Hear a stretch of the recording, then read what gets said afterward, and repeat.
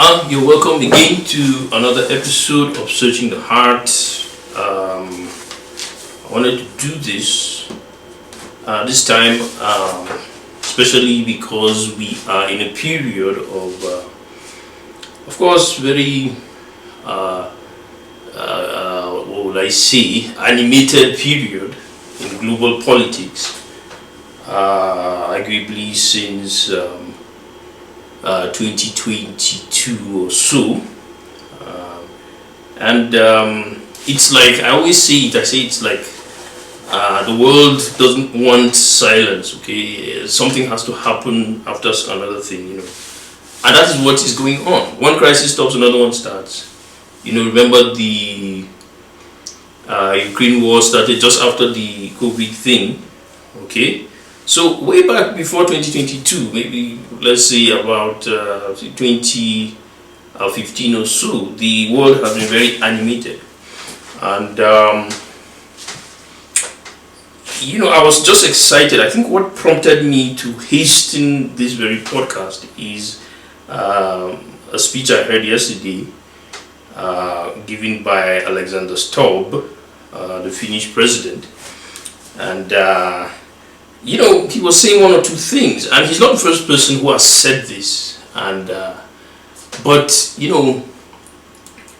when it comes from a European, it gets me excited here. So because of the role of Europe in the world, and especially another person, I think that was Maury. Yeah, I keep on forgetting his name. This European, this Englishman who seems to be very, very, has a unique cultural perspective, and yes, yet is it's a kind of a contradiction in my view, vis-a-vis his own cultural perspective, and that is he kind of represents. I think his name is Maury. Maury is a journalist. He kind of, for me, represents the whole Europe, the idea of Europe itself, and the fact that Europe has struggled and struggled to create this world civilization post the Roman Empire, of course, starting from Alexander the Great, and at this point there's some kind of exhaustion, in his own words, of course, as it were, in Europe. And anytime a European, comes up and speaks like Alexander Stubb was speaking some days back, I get excited because there are issues. I believe that there are issues, and I think these issues Europe has not yet been able to demystify and ask itself real questions. Okay, what is the real issue at stake here? Let me just rush to the conclusion here, and the conclusion is that Europe is failing to give the right diagnosis to the problem. Okay, and Europe keeps on going to its past as a justification for the current time. And of course, this is what Stubb said yesterday, that we should forget about the past and just look at the present and work towards the future. And he's very right in the very statement. But ironically, they tend to do this while looking at the past. Yes, okay, because Europe is successful, Western civilization is successful, and so they seem to have the right, or always have the right answers, which I begin to doubt once in a while. Okay, so let me just go into the topic for today, which is materialism in multilateralism. Sorry, I wrote that, but I'm having problems reading my own handwriting. Multilateralism, okay, in a global village. Okay, multilateralism. That is what Stubb was talking about yesterday. Okay, I'm going to be taking time to look at the real problem. Okay, the real problem. There's been so much talk, not just by Stubb, by so many European leaders, the UKPM, all of them, about multilateralism, and the concern has been that Trump is going on his own. I remember also talking about giving a talk here in my church about globalization, and saying that globalization is a must, okay, based on Christian values, okay. But of course, once in a while, yeah, we have to have a reset before we move forward again. And it's also correct that once in a while we seek to reset things, okay. And Trump has been trying to do that since his first tenure, okay. So this is what we see, and I want to say this. Because of my background, I'm forced to look at things, of course, from a particular perspective. And I don't know whether if I was in another background, I would have done different. But I believe that this is an issue that we must look at. And I have noticed that there is a bigger problem beyond just the cause of one of the problems that is going on right now between the US and Venezuela, okay, the fentanyl problem. Of course, the fentanyl problem is a global problem, okay, and Trump actually went into Venezuela, did a very, very peculiar thing, which was actually abduct a sitting president, and of course it sent the world in uproar. But the issue is, there's an issue beyond just fentanyl. Beyond fentanyl, okay? The US is going through a problem, it's having problems. And what is this problem? The problem is that the society is liberal, and there is a reduction in Christian values and religious values as a whole. And of course, some of these things can be blamed on prosperity itself as a concept.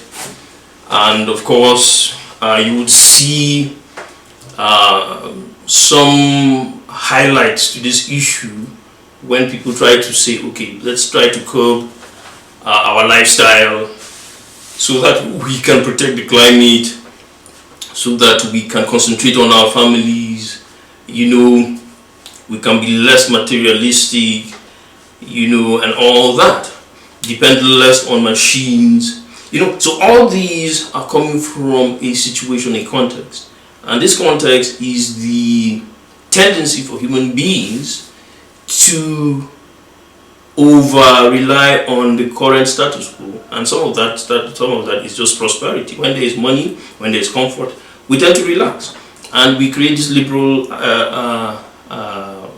society that tends to relax too much, okay? And of course, drug abuse itself is just one of the symptoms of such a problem, okay?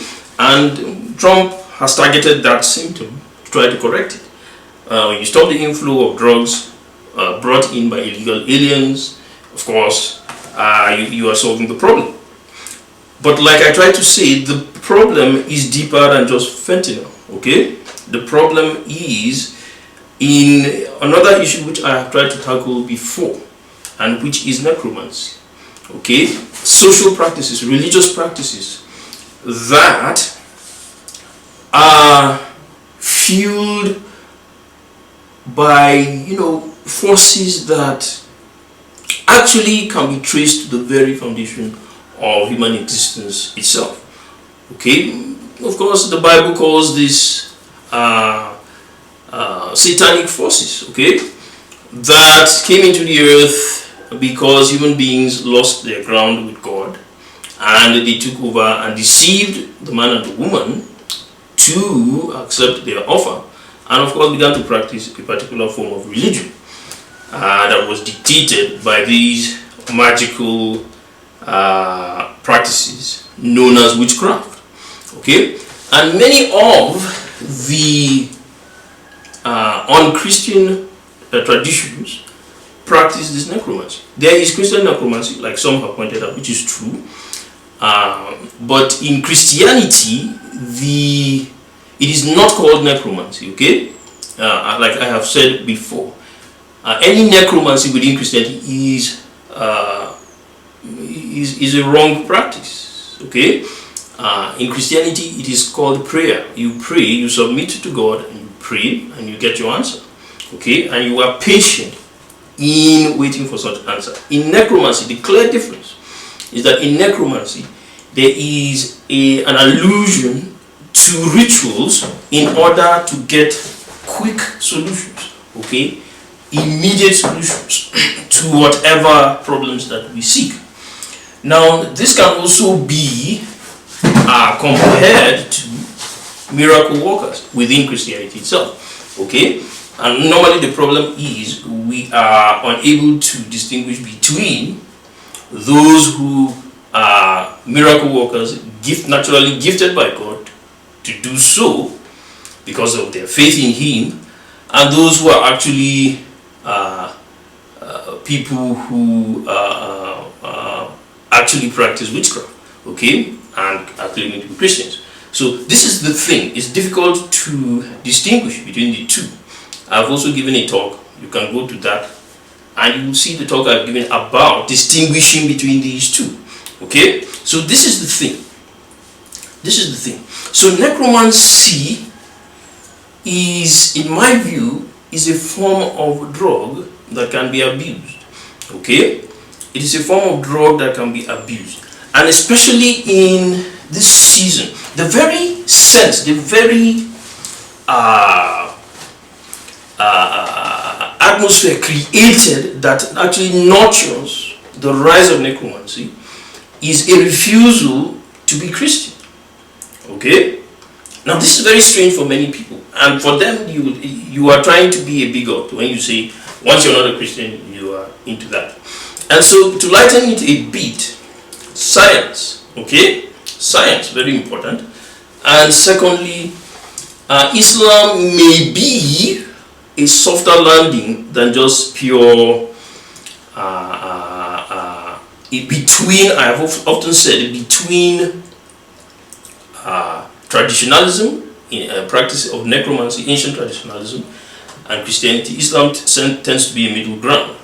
Okay, and also Buddhism, when it is practiced, the most conservative form of Buddhism is also a softer ground. Okay, and than just pure traditionalism or pure atheism. Okay, so this is just what you see. Okay, I have given talk. Go and refer also to my talk on China. Okay, you would understand what I'm saying better.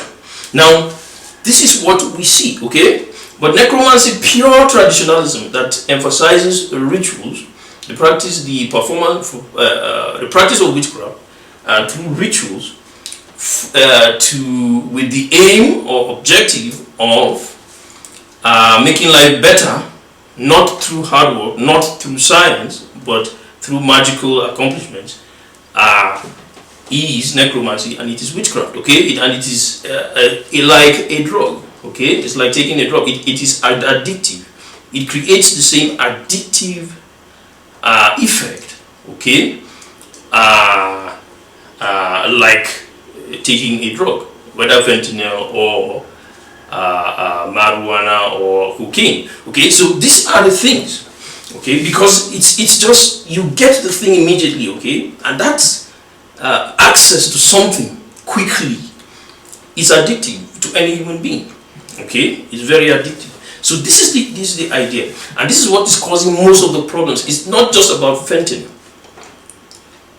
It's not just about fentanyl. Okay, but this access. Quick access to resources. It can happen also in a modern economy when there's so much prosperity, people just have easy access to anything they want.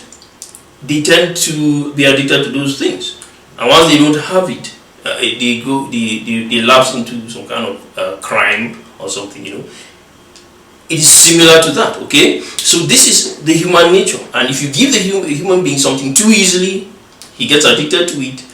And he refuses to, he's unable to live outside such a situation.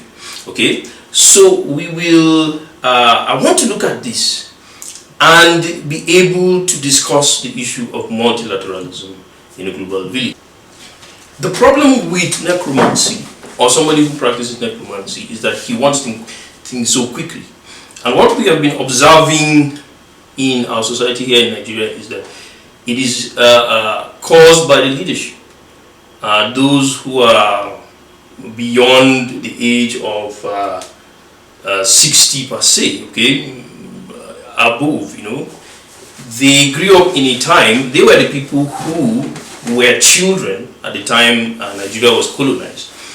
And because of that, they were brought up in of course, the traditional environment, of course, that was governed by certain practices. Some might be witchcraft, some maybe just ritualistic practices that sustain the religion, okay? And after experimenting with the modern Western economy, some of them tend to believe that a return to these practices will solve Nigerian problems. And what we've noticed is so much impatience, okay? That such a practices nurture impatience. So it has literally turned these group of people so they have so much sympathy for younger people, especially the Gen Z, because they have the same weaknesses. They are so impatient, are so dependent, and they tend to talk from both sides of their mouths. So this is the problem that necromancy creates. Okay, it tends to create such a problem. So this is what we notice. It is just an observation, okay? And of course, I have talked about the effect of necromancy in the modern economy. And the modern economy, what it does, of course, it enriches the rich. Once you're already rich, you may remain rich, and makes the poor poorer. Okay, and of course there is an elimination of the middle class, clearly. Okay, and of course studying non-Western societies, you see that is exactly what it is. It is because of their dependence on necromancy. The poor remain poor, the middle class is almost non-existent or in a minority, and the rich remain rich. Okay, they maintain that. And even if the general economy is failing, these same people hold the helm of resources in that kind of setup. Okay, so this is what we see outside the capitalist economy, outside the Western economy. Okay, and of course the world is going gradually tumbling to that. Now, this is what Alexander Stubb tried to say. Of course, the loss of hegemony of the Western economy. It's not just Alexander Stubb, the other Greek politician, I've forgotten his name now. I don't know, these guys keep on losing grips on their names. Yeah, he also said the same thing. Okay, so these are great philosophers, great guys who understand what they're saying, but I tend to disagree with their own conclusions on the matter, okay? Because every society sees the negatives of that very society. I'm here in Nigeria, I know the negatives of Nigerian economy, okay? The person in Europe knows the negatives of the European economy, okay? And so there's that tendency to want what you don't have, okay? But it is also a value to be able to see from both sides of the aisle. Okay, so this is important. It's also important to see from both sides, and this is what I may attempt to do today. Okay, so let me first tackle the issue after establishing the fact that some of the problems we are facing in the global economy today are from necromancy. Let's talk about sovereignty. Okay, in a global economy, how absolute is it? Let me ask the question. How absolute is it? Okay, sovereignty. Now, we're talking about this because, of course, the person that we know for protecting sovereignty has suddenly regressed, sort of, which is the United States, of course, suddenly attacking Venezuela, suddenly intervening in Nigerian local issues, suddenly now attacking Iran. Okay, now it's a little dishonest if we believe that that is true. The United States has been known to do this over the decades, okay? If you remember the Panama issue, you remember the Cold War period, though of course in the Cold War, attacking Vietnam was supposed to promote democracy, but it's the same thing, okay? And of course, talking about Iran, many people have said, look, yeah, America has always intervened in Iranian politics for very long, okay? So this is the issue. America attacked Iraq when Iraq attacked Kuwait. And of course, in the name of protecting sovereignty of Kuwait, of course. But what is so different from what it is doing now, okay? It's still the same thing. It's still the same thing. Protecting its own borders from illegal immigration, importation of fentanyl, protecting a country like Israel and other smaller states from Iran. Okay, so it's the same thing. The only difference is that the original allies of the United States have been shifting their views over the decades, okay? Have been shifting their views over the decades. That is just the truth of the matter, okay? Nothing has changed about the USA. The only thing is that the problem is from the West. Now, I'm going to double down on this. And what is my proof of this, okay? I believe a particular number of people have been accused of trying to intervene in US politics, which includes Russia. And of course, we know about the Russia issue. And then certain people have tried to assassinate the US president before he became US president. And even now, my man was caught in his estate about, was it 2-3 weeks ago? You know, and I've always asked, look at the racial origin of these people that have been caught doing these things. How many of them are from the Middle East? How many of them are from Africa? How many of them are from Asia? Very few. Okay? They are all white Americans. Okay? So this is one of the proofs that this problem is actually an American problem, a European problem. Okay? So this is the issue. So, and of course we can see it from the politics itself. Okay? We can see the popular beliefs of some of the European leaders clearly shows that the rift is from Europe. The rift in ideology is actually from Europe and not primarily from the Southern Bloc of nations. Okay, I will talk about this in a little bit in more detail after the short break. Discover a transformative journey into the kingdom of heaven. Following the initial publication, the author dives deeper with 2 insightful follow-up books. Ever felt disconnected from God even in worship? Explore how God's unconventional ways can transform your life. How can you align with divine plans, avoiding distractions? Find answers in The Kingdom of Heaven on Earth and The 3, Illuminating Christian Truths and Prophetic Practices.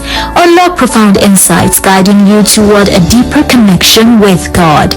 Don't miss out. Dive into this enlightening exploration today. Click the link on the caption to get your copy.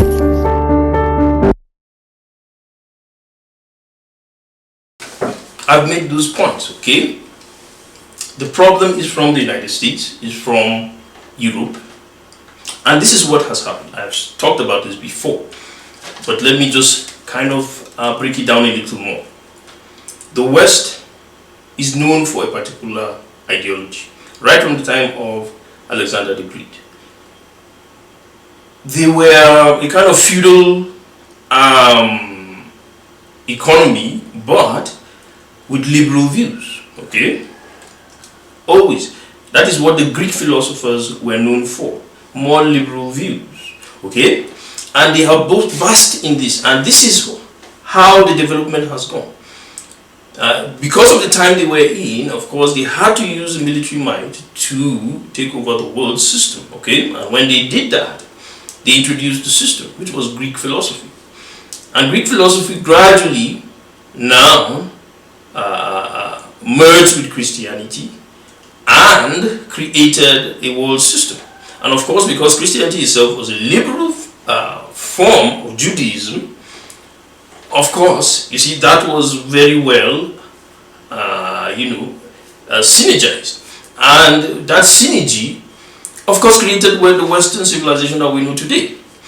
Now, this later on developed into the democratic societies that we have because of the rise of Greek civilization again, Greek philosophy through the Renaissance. Okay, so this freedom, free enterprise, human rights, has actually shaped Western society. It is the over dependence on this philosophy that has created the West that we see today. Okay, the West, because of the philosophy, have the progressive culture,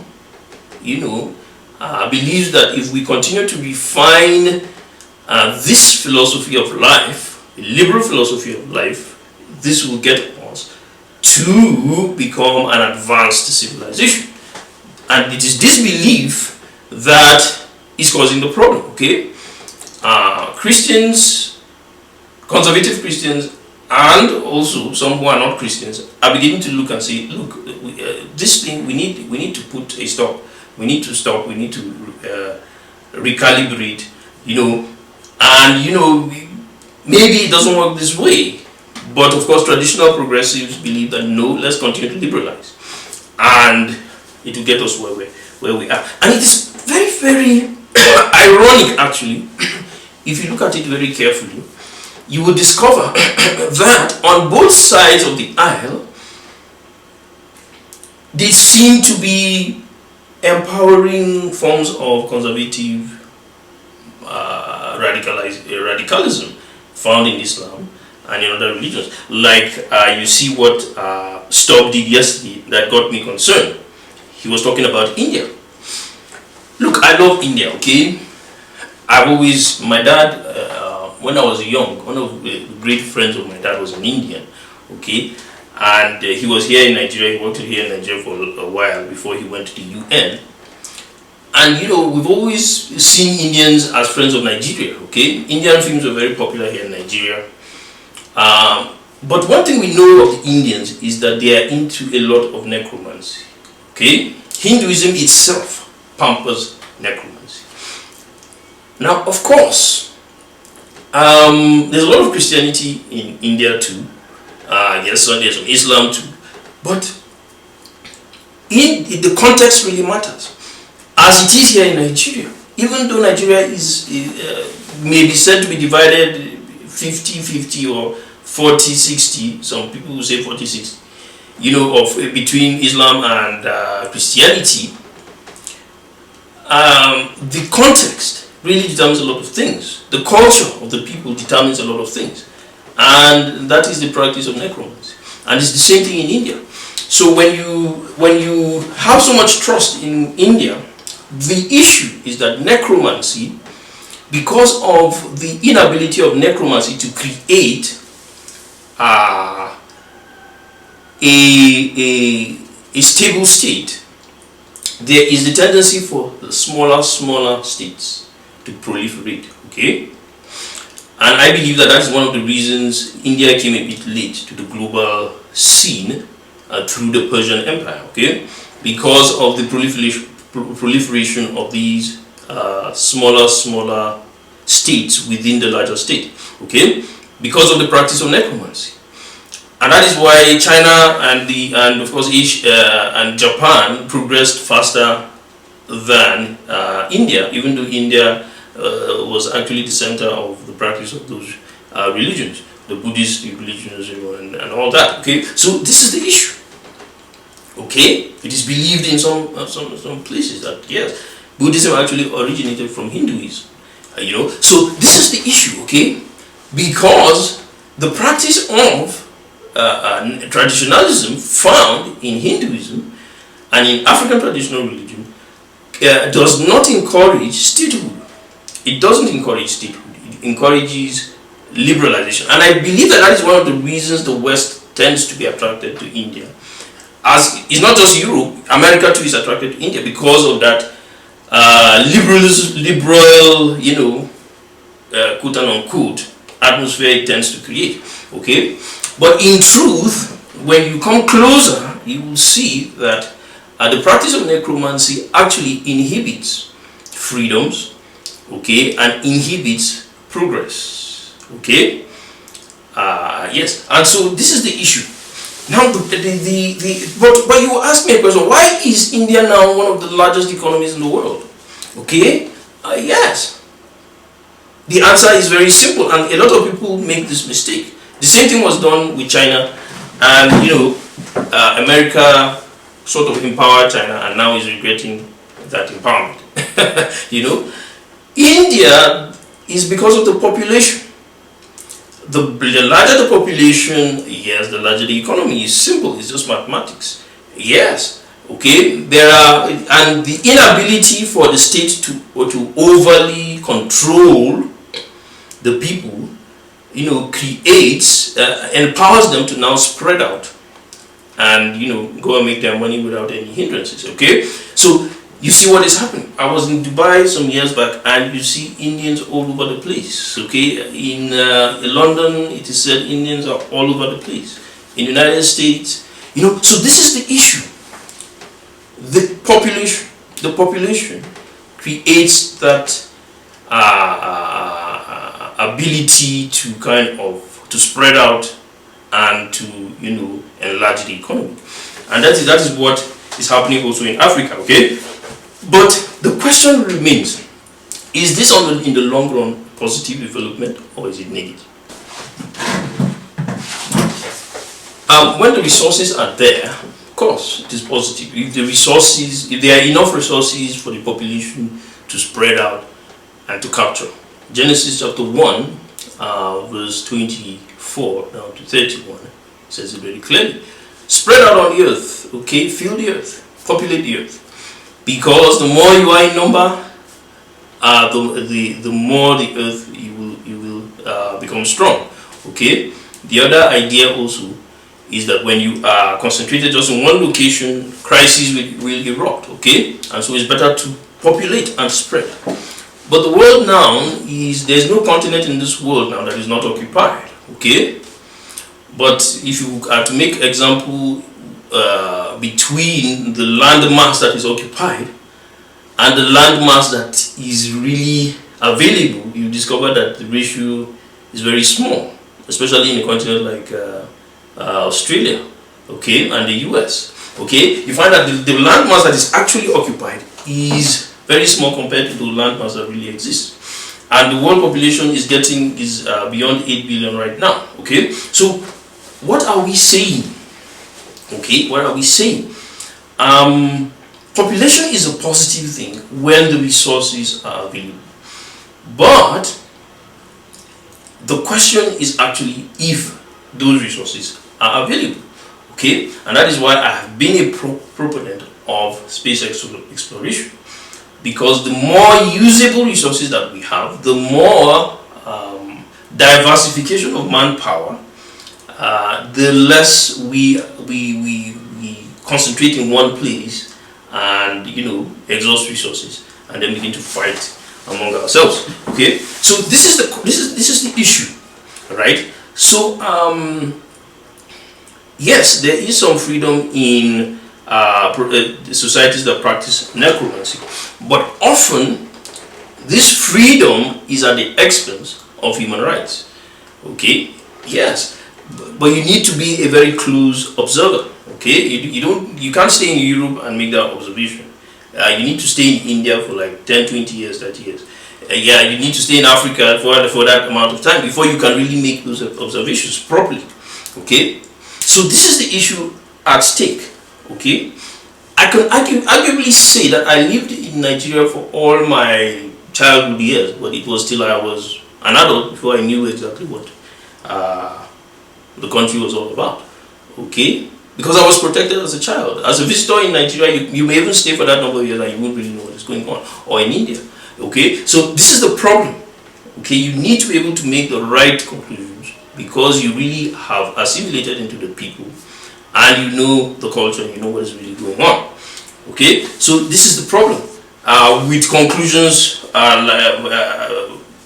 by people like Alexander Stubb that I always have problems with. Okay, I don't have any problem with him as a person. I'm just saying he may not be seeing what he thinks he's seeing. Now this is the problem. Okay, so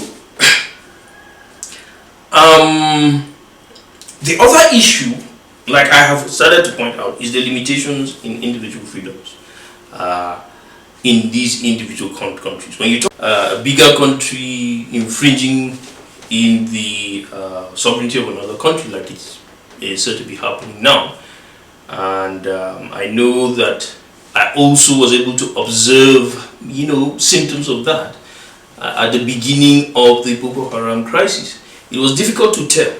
Some people blamed it on the Americans, others blamed it on the Brits, others were blaming it, of course, normally on the Muslim world. So it was difficult to reach the conclusion. Okay, right now we are still not sure. The only thing that is helping us is that, of course, the Americans, of course, the Republican administration is now taking sides. Okay, but during the Democrats, we had suspicions, yes, that the Americans were probably had a hand in sponsoring some of the crises. Okay, so this is the issue, and it also affects us negatively. But on the other hand, now you look at it and you discover, are the governments of those countries also suppressing their own people? This is the question that you ask. And when you ask this question, you ask again, if they are, should they be allowed to do so? And strangely, for me, I got the impression that Alexander Stubb was saying so. And my mind quickly flashed to the Rwanda genocide, and we saw what happened there. Okay, European nations were accused of actually sitting back and allowing the genocide to happen. Now, this is a problem. Okay, this is a problem. Okay, I can argue anybody down here on the truth about the independence of any nation on earth, whether European or African or Asian, okay, based on the history of human beings. Okay, and there's a lot of evidence that we come from the same source, and some of these sources that, when looked even from the eye of necromancy, are still responsible for the crisis we have today. You are able to probably now, kind of have a better ability to analyze the situation. Okay, so the independence of, and this is the whole issue about necromancy, and I believe that this is what is really making the Europeans to admire those countries that practice necromancy. Okay, because they see this. The necromancy allows you to see the weakness of individuality or individualism. Okay, but at the same time, the solution in the practice of necromancy is that you suppress the weaker person. Okay, so this is the problem. So I believe that Europe must understand what it wants to say. Okay, so that it doesn't double deal. Okay, and if we are to allow stronger powers within individual countries to suppress and annihilate weaker people, then we should allow it on a global level. Okay, yes, and so this is the issue. So you don't have to get to talk, from both sides of your mouth. Yes, and you need to have a stance, and a correct stance about the issue. Okay, and I believe that this is the problem in Europe that needs to be solved. Okay, and I believe Trump, that is why, in fact, that is why Trump is back, because of this way of seeing things. I'm not putting things in the mouth of Stubb, but sometimes impressions matter. Whatever impression you create tends to stick. So it is very, very important that you clarify what you are saying there. Okay? Because when you go into the Indian society today, you discover that whatever is positive there is made available, because of the global economy. Okay? Left to India is going to be dog eat dog. Left to Africa is going to be dog eat dog. Let Europe alone is going to be dog eat dog. And you know what is happening. But the global economy allows for individuals, weaker people to go out there and become empowered, okay, and they're able now to influence their countries better. That has been said about the Igbos in Nigeria. Without the civil war, the Igbos wouldn't have gone out there and people wouldn't have seen how industrious they were, okay, and this is the truth of it, okay. So this is the problem that we see, and every culture has its weakness, okay, but that is why we have a third party. Sometimes a third party comes in and balances it up, so there are limitations to what you call individual freedoms within the greater scheme of things, and so there's always need for that balancing, okay. And it is wrong for us to point fingers at Trump when we go into Nigeria, we're going to India, going to Iran, we see such suppression and on weaker, progressive and very, very, very valuable peoples, okay, people we cannot allow for somebody to just kill just because he doesn't like their face or what they say, okay. So this is the problem that we see,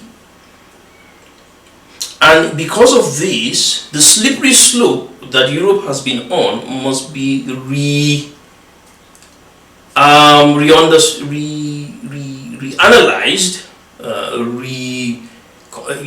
Europe has to sit down and look at it again and be able to say, are we really on the right, on the right trajectory, just like the United States is doing, okay? And Europe is sending very mixed signals, okay, very mixed signals, and that is the concern that we are seeing right now, okay? So the role of countries like India and China are very important in this, okay? I've done a video on India, on China. I don't know whether I have to do one on India, but I believe that this is very important. There are a lot of Christians in India, a lot of Muslims also, okay? And like I have said, necromancy tends to allow individuals, does not really pamper the state, does not really protect the state. It creates little tribes. That is what necromancy does, okay? And that is why India came late into the global stage through the Persians, okay? And didn't last long, okay? Because within the practice of necromancy, there is statelessness, and it takes a strong culture to maintain the state, okay? And that is why Christianity has tended to succeed more than other religions, okay, in this, because Christianity protects the state, okay, through the Jewish law, okay, it protects the state. So this is the thing, okay, that you need to understand and you need to talk about. Now, before I conclude this video, I'll be talking about Nigeria in retrospect.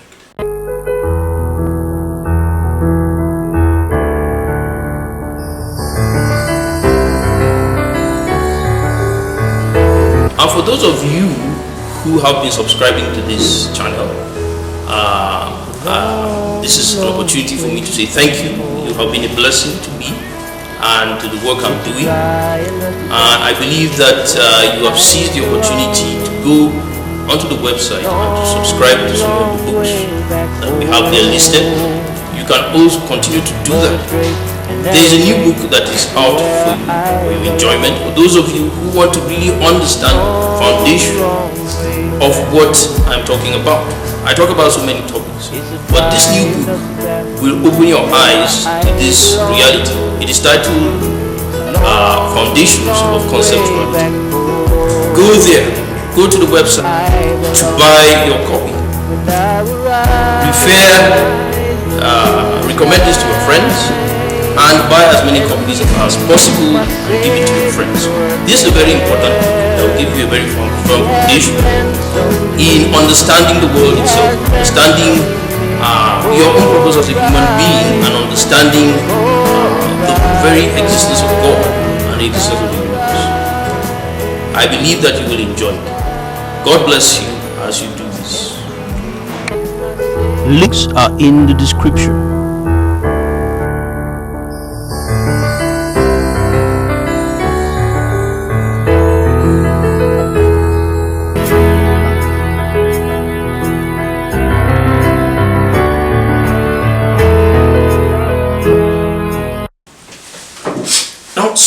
problems of globalization for individual countries is actually not from the countries themselves. And this is the situation that I find in the Nigerian problem.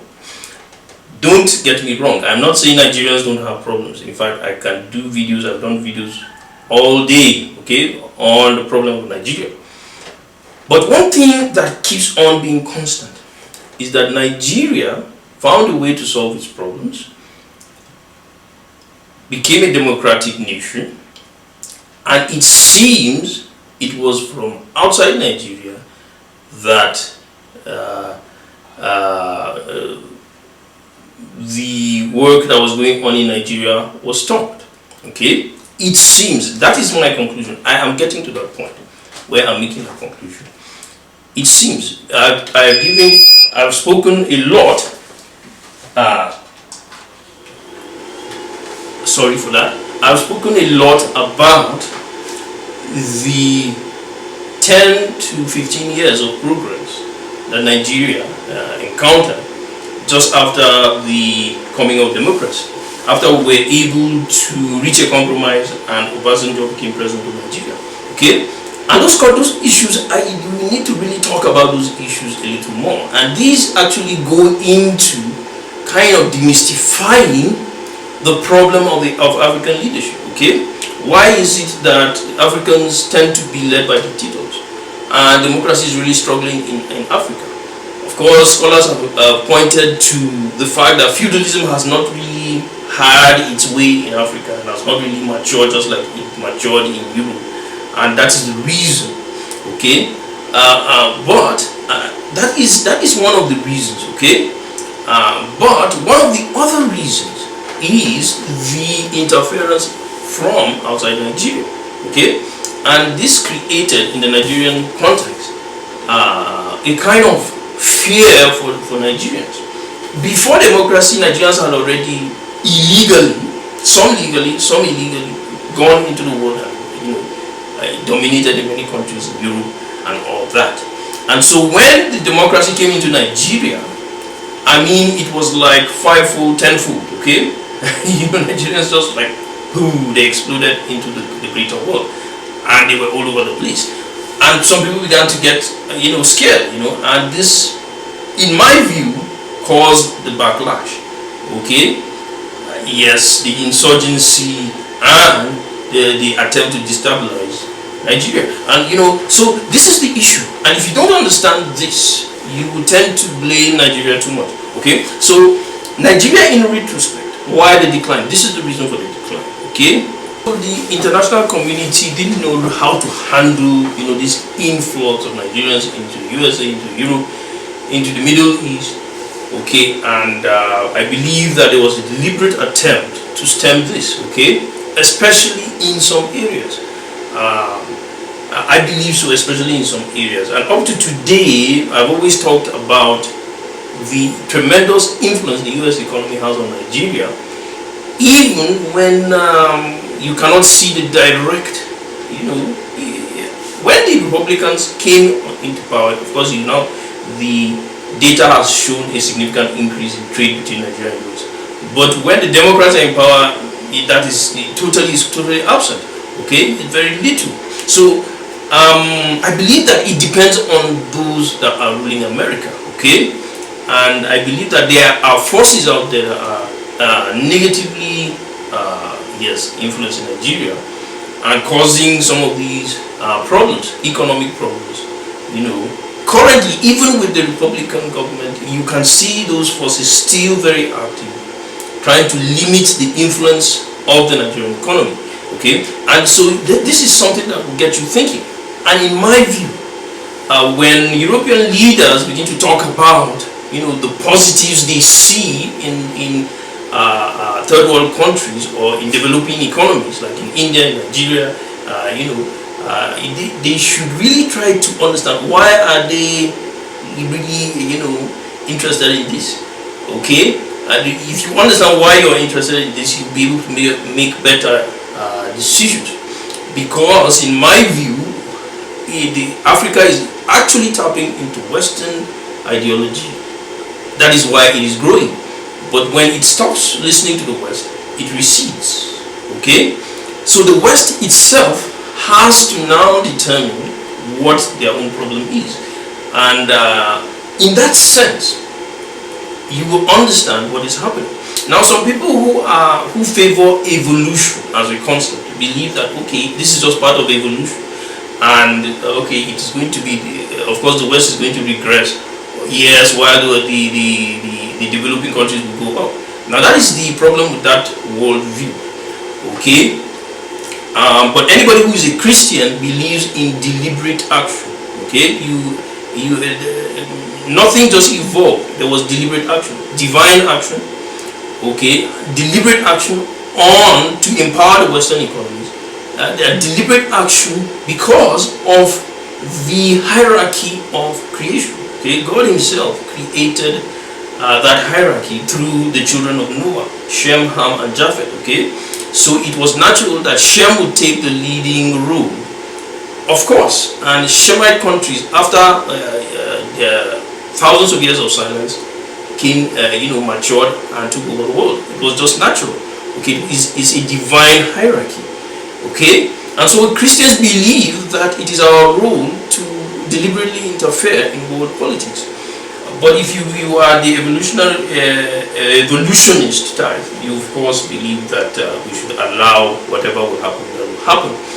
And my view, the reason why I am pro-Christianity and so sometimes pro-Western ideology, is that I believe that the strength of necromancy in India, Nigeria, and in the South will cause a kind of a rise and a dip. A sudden rise and a sudden dip, and it will cause a complete fall, which will be disastrous for human civilization. That is just what I feel.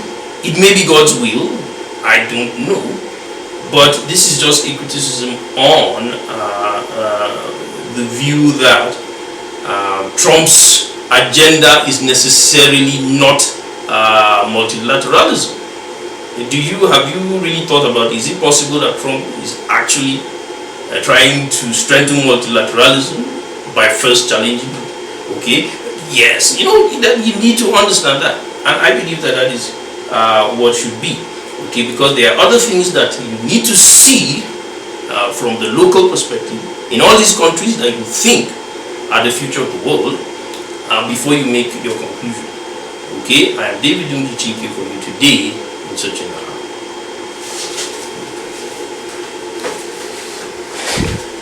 Let's see.